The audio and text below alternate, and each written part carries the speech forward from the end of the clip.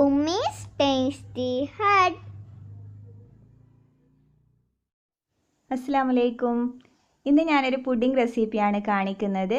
പുഡിംഗൊക്കെ ഉണ്ടാക്കി കഴിച്ചിട്ട് കുറേ നാളായി. അപ്പോൾ പുഡിംഗ് കഴിക്കാനൊരു പൂതി തോന്നി. അപ്പോൾ ഞാൻ വിചാരിച്ചു ഇപ്പോൾ സ്ട്രോബെറിയുടെ സീസൺ ആണല്ലോ, ധാരാളം സ്ട്രോബെറി കിട്ടുന്നുണ്ട്, നല്ല സ്ട്രോബെറി. അപ്പോൾ സ്ട്രോബെറി വെച്ചിട്ടൊരു പുഡിംഗ് ഉണ്ടാക്കാമെന്ന്.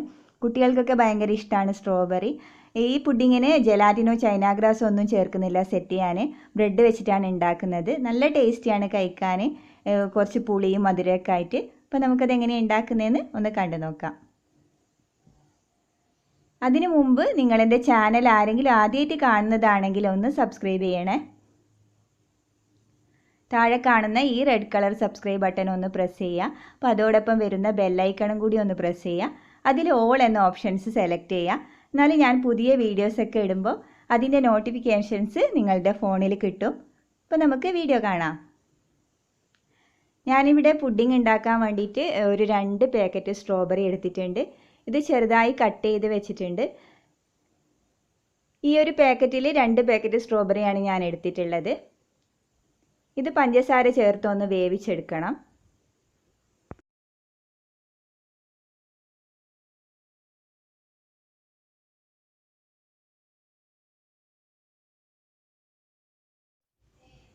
ഇതിലേക്ക് 1 കപ്പ് പഞ്ചസാര ചേർത്ത് കൊടുക്കാം. സ്ട്രോബെറി കുറച്ച് കുഴഞ്ഞിരിക്കുന്നത് ഞാൻ ഫ്രീസറിൽ നിന്ന് എടുത്തതാണ്. ഫ്രിഡ്ജിന് താഴെ വെച്ചാൽ സ്ട്രോബെറി അധിക നാൾ നിൽക്കില്ല, ഒരു 3 ദിവസമൊക്കെ കേടുകൂടാതെ നിൽക്കും, അതിനുശേഷം ചീത്തയായി പോവും. ഫ്രീസറിൽ വെക്കുകയാണെങ്കിൽ കുറേ ദിവസം കേടുകൂടാതെ നമുക്ക് സൂക്ഷിക്കാം. സ്ട്രോബെറി കിട്ടിയ ഉടനെ തന്നെ എനിക്ക് പുഡിംഗ് ഉണ്ടാക്കാൻ പറ്റിയിട്ടില്ല, അതുകൊണ്ട് ഞാൻ ഫ്രീസറിൽ എടുത്ത് വെച്ചതാണ്. അതുകൊണ്ട് തന്നെ കുറച്ചൊരു വെള്ളം ഉണ്ടാവും ഇതിൽ, ഐസ് ആയതുകൊണ്ട് അതൊരു 15 മിനിറ്റ് വെച്ചാൽ മതി. ഫ്രഷ് സ്ട്രോബെറി ആണെങ്കിൽ ഒരു 10 മിനിറ്റ് വെച്ചാൽ മതി. ചെറിയ ഫ്ലെയിമിൽ തിളച്ചതിന് ശേഷം ചെറിയ ഫ്ലെയിമിൽ വെച്ചിട്ട് ഒന്ന് വറ്റിച്ചെടുക്കുക.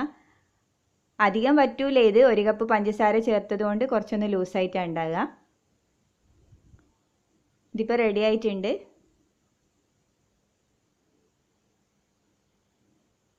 ഇതുപോലെ ഉണ്ടാവും.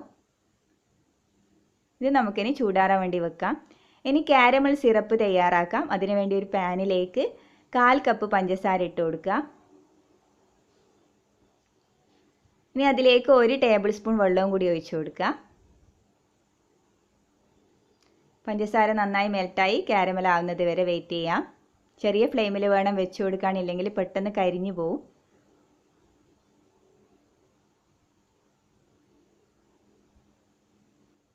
കുറച്ച് ടൈം എടുക്കും കാരമലായി കിട്ടാൻ.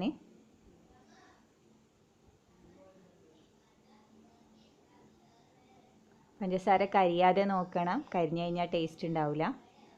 പഞ്ചസാര കാരമലായിട്ടുണ്ട്. ഇനി നമുക്ക് ഇതിലേക്ക് വെള്ളം ഒഴിച്ച് കൊടുക്കാം.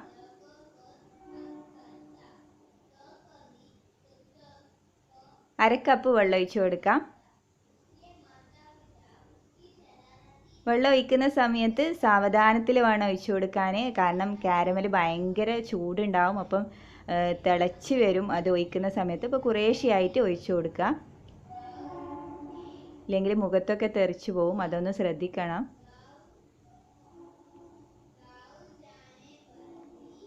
ഇനി ജസ്റ്റ് ഒന്ന് ഇളക്കി കൊടുക്കുക.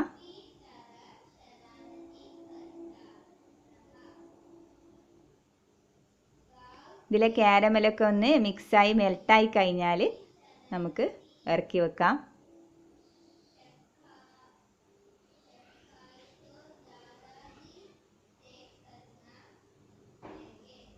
ഇതിപ്പോൾ ഇവിടെ റെഡി ആയിട്ടുണ്ട്. കാരമലൊക്കെ നന്നായി മെൽട്ടായി വന്നിട്ടുണ്ട്. ഇനി നമുക്ക് ഫ്ലെയിം ഓഫ് ചെയ്ത് ചൂടാറാൻ വേണ്ടി വെക്കാം. ഇനി ഞാനിവിടെ ക്രീം എടുത്തിട്ടുണ്ട്, ഫ്രഷ് ക്രീം. ഫ്രഷ് ക്രീമിന് പകരം വിപ്പിംഗ് ക്രീം എടുക്കാം. 250 ml ഫ്രഷ് ക്രീമാണ് എടുത്തിട്ടുള്ളത്. ഇതൊന്ന് ബീറ്റ് ചെയ്തെടുക്കണം, ഒരു 4-5 മിനിറ്റ് ഒന്ന് ബീറ്റ് ചെയ്തെടുക്കണം. ക്രീം ബീറ്റ് ചെയ്ത് കഴിഞ്ഞാൽ നല്ലൊരു ഫ്ലഫി ആയി കിട്ടും. വിപ്പിംഗ് ക്രീം ആണെങ്കിലും ഒരു 4 മിനിറ്റ് ബീറ്റ് ചെയ്താൽ മതി, അധികം സ്റ്റിഫൊന്നും ആവണ്ട. കുറച്ചൊന്ന് ഡബിളായും ചെയ്യും ബീറ്റ് ചെയ്ത് കഴിഞ്ഞാൽ ക്രീം. ഇതിപ്പോൾ ഇവിടെ റെഡി ആയിട്ടുണ്ട്. ഇനി ഇതിലേക്ക് നമ്മൾ വേവിച്ച് വെച്ച സ്ട്രോബെറി ചേർത്ത് കൊടുക്കാം. ഇതിൽ നിന്ന് നിങ്ങൾക്ക് വേണമെങ്കിൽ കുറച്ച് മാറ്റി വെക്കാം. ഡെക്കറേഷനൊക്കെ ചെയ്യുന്നുണ്ടെങ്കിൽ കുറച്ച് മാറ്റി വെച്ചാൽ മതി.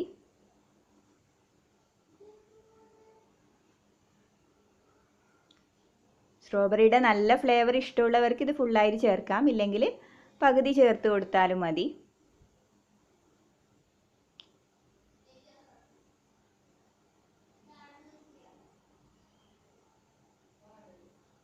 ഇത് നന്നായി ഒന്ന് മിക്സ് ചെയ്ത് വെക്കണം.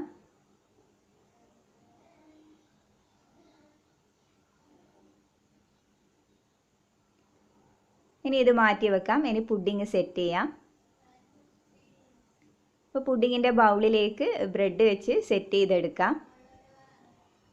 ബ്രെഡ് ഞാനിവിടെ 12 പീസ് എടുത്തിട്ടുണ്ട്, അരികൊക്കെ കളഞ്ഞ്. നിങ്ങളുടെ പുഡിംഗ് ഡിഷിൻ്റെ അളവനുസരിച്ച് ബ്രെഡിൻ്റെ അളവിൽ മാറ്റം വരുത്താം. സൈഡൊക്കെ ഇതുപോലെ കട്ട് ചെയ്ത് കളയണം, എന്നിട്ട് ഇതുപോലെ നിരത്തി കൊടുക്കുക. ഇനി കാരമൽ സിറപ്പ് വെച്ച് ബ്രെഡ് നന്നായി ഒന്ന് നനച്ചു കൊടുക്കണം. നല്ല ഫ്രഷ് ബ്രെഡ് തന്നെ എടുക്കുക. ഫ്രിഡ്ജിൽ വെച്ച ബ്രെഡൊന്നും എടുക്കരുത്. ഫ്രിഡ്ജിൽ വെച്ച ബ്രെഡ് ആകുമ്പോൾ കുറച്ച് ഹാർഡായിട്ടുണ്ടാവും. മിൽക്ക് ബ്രെഡാണ് ഏറ്റവും നല്ലത് ഈ പുഡിങ്ങിന്. എല്ലാം നന്നായി നനച്ചു കൊടുത്തിട്ടുണ്ട്. ഇനി നമുക്ക് റെഡിയാക്കി വെച്ച ക്രീം ഇതിൻ്റെ മുകളിൽ ഒഴിച്ചു കൊടുക്കാം.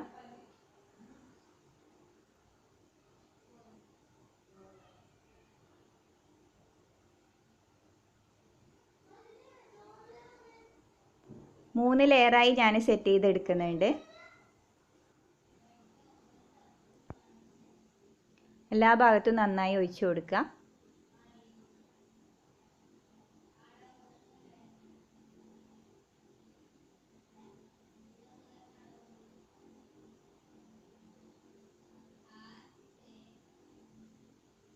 ഇനി വീണ്ടും നമുക്ക് ബ്രെഡ് വെച്ച് സെറ്റ് ചെയ്യാം.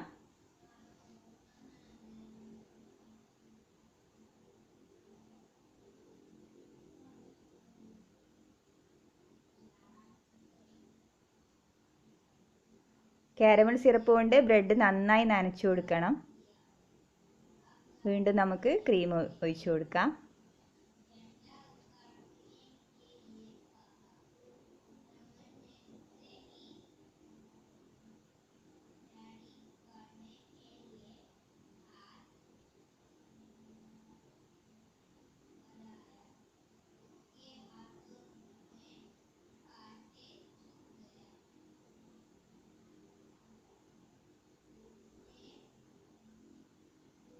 ഇതേപോലെ മൂന്നാമത്തെ ലെയറും സെറ്റ് ചെയ്തെടുത്തിട്ടുണ്ട്.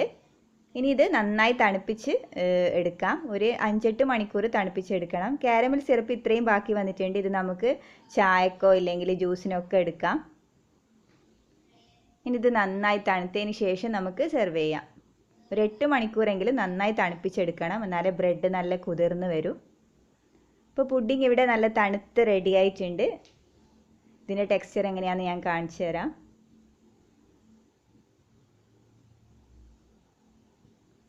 ഇതാ ഇതുപോലെ ഉണ്ടാകുക, നല്ല കേക്ക് പോലെ ഉണ്ടാവും. നല്ല ടേസ്റ്റാണ് കഴിക്കാൻ, വളരെ ഈസിയാണ് ഉണ്ടാക്കാനും. അപ്പോൾ നിങ്ങളെല്ലാവരും ഒന്ന് ട്രൈ ചെയ്ത് നോക്കുക. നല്ല ടേസ്റ്റ് ആയിട്ടുള്ള പുഡിംഗ് ആണ്. അപ്പോൾ എല്ലാവരും ഉണ്ടാക്കി നോക്കിയിട്ട് കമൻറ്റ് ചെയ്യാൻ മറക്കരുത്. നല്ലൊരു റെസിപ്പിയുമായി ഇൻഷാ അല്ലാ നമുക്ക് വീണ്ടും കാണാം. താങ്ക്